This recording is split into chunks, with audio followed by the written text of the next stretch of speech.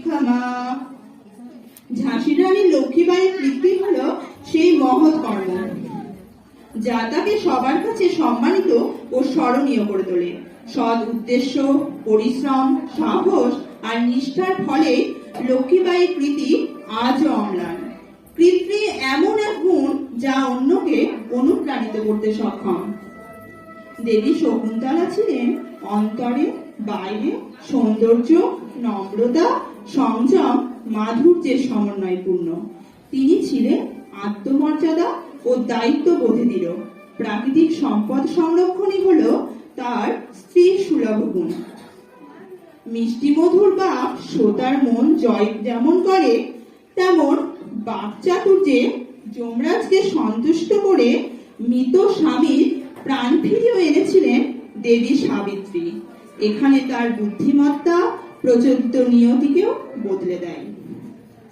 স্মৃতিকে আশ্রয় করেই রানী দুর্গাবতী দেশ তথা সমাজকে এগিয়ে চলার পথ দেখিয়েছেন। প্রয়োজনে তিনি সূক্ষ্মতম বিবরণ মনে রেখে সঠিক সময়ে তা প্রয়োগ করেছেন। মেধা অর্থাৎ ধারণ শক্তি, তর্কনিষ্ঠ বুদ্ধি, এগুলো নিয়েই যিনি উভয় ভারতী, যিনি মণ্ডল মিশ্রের স্ত্রী আদি শঙ্করাচার্যকে তর্কযুদ্ধে হারিয়েছেন। আর এই মেধা নামক গুণ প্রস্ফুটিত করে তিনি আজও বিদুষী নামেই খ্যাত।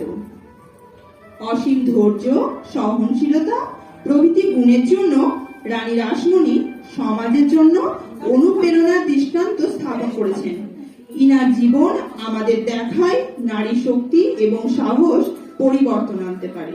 তাই তিনি দক্ষিণেশ্বর মন্দির প্রতিষ্ঠা করে রামকৃষ্ণকে পূজারী রূপে পেয়েছেন। ক্ষমা ধর্মের এক জ্বলন্ত দৃষ্টান্ত মা শারদা। তিনি সৃষ্টিকে একই সূত্রে বেঁধে রাখার ক্ষমতা রাখেন। তিনি ছিলেন সহানুভূতি, ত্যাগ, করুণা ও নিঃস্বার্থ ভালোবাসার এক বিরল প্রতিমূর্তি। তাই তিনি সমগ্র জগতের জননী।